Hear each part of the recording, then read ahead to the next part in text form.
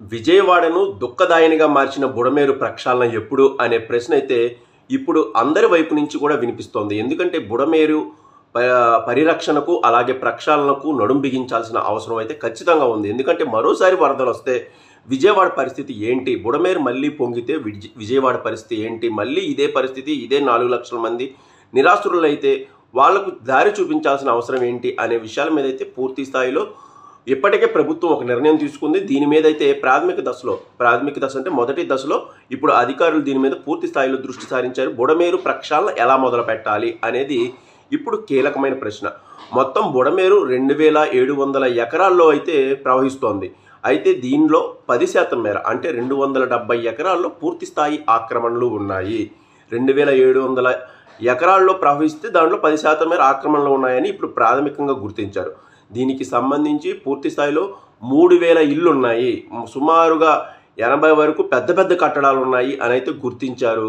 దీనికి సంబంధించి పూర్తి స్థాయి అంటే ఆ 270 ఎకరాల్లో ఎన్ని ఇళ్ళు ఉన్నాయి, ఎంతమంది జీవనం సాగిస్తున్నారు, వాళ్ళకి సంబంధించిన ప్రత్యామ్నాయం ఏం చూపించాలి అన్న దాని మీద అయితే లెక్కలేస్తున్నారు. బుడమేరును పూర్తి స్థాయిలో ప్రక్షాళన చేసి ఆ మొత్తం ఇళ్లను నేలమట్టం చేసి వాళ్ళకి ఏమైనా ప్రత్యామ్నాయం చూపించి ఇతర ప్రాంతాలకు తరలించడం, లేకపోతే ప్రత్యేకంగా వాళ్ళ కాలనీ కట్టించడం లాంటివి అయితే చేయాలని అయితే భావిస్తున్నారు. అంటే దీనికి సంబంధించి బుడమేరు ప్రత్యేకంగా ఇక్కడ ఉంది, ఇక్కడ లేదు అని చెప్పడానికి ఏమీ లేదు. కానీ ప్రస్తుతం ఇంకా ప్రాథమిక దశలో ఉన్న నేపథ్యంలో ఈ బుడమేరుకు సంబంధించిన పూర్తి స్థాయి రెవెన్యూ రికార్డులు కూడా లేవు. అంటే బుడమేరు ఏ వైపు నుంచి ప్రవహిస్తుంది, ఎటువైపు వెళ్తుంది అన్నదైతే లేదు. బుడమేరుకు సంబంధించిన దిశ ఎప్పుడో మారిపోయింది.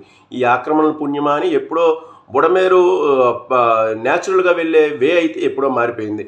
సో బుడమేరు సుమారుగా విజయవాడ నగరంలోనే 9 కిలోమీటర్లు వెళ్తే విజయవాడ రూరల్లో 10.1 అంటే 10 కిలోమీటర్ల 100 మీటర్ల మేర ప్రవహిస్తుంది. బుడమేరుకు గతంలోనే మనం చెప్పుకున్నట్లు 2 ప్రత్యేక పాయలు, ఒకటి కొల్లేరు వైపు, మరొకటేమో ఆ వెలగలేరు రెగ్యులేటర్ మీద నుంచి వచ్చి నిడమానూరు వైపు కలుస్తుంది. గుణదల, విద్యాధరపురం అవన్నీ దాటుకొని వచ్చి విద్యాధరపురం, గుణదల, ప్రసాదంపాడు, ఎనికేపాడు దగ్గర కలుస్తుంది.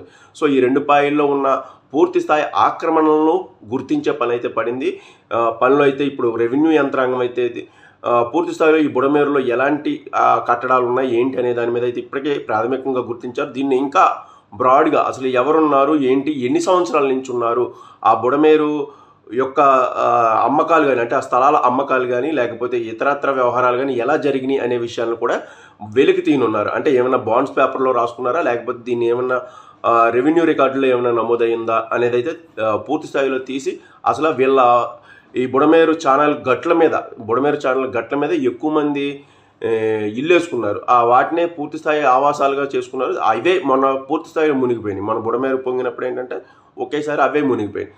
సో వీళ్ళని ఎలా ఖాళీ చేయించాలి, ఎలాంటి ఉద్రిక్తలకు దారితీయకుండా సామరస్యంగా వాళ్ళకి చెప్పి, విజయవాడ నగరం యొక్క భవితవ్యం సంబంధించిన విషయం కాబట్టి వాళ్ళకి సామరస్యంగా చెప్పి వేరే ప్రాంతాలకు తరలించి వాళ్ళకు సరైన ప్రత్యామ్నాయం చూపించే దశగా అయితే ముందుకు వెళ్ళాలని భావిస్తున్నారు.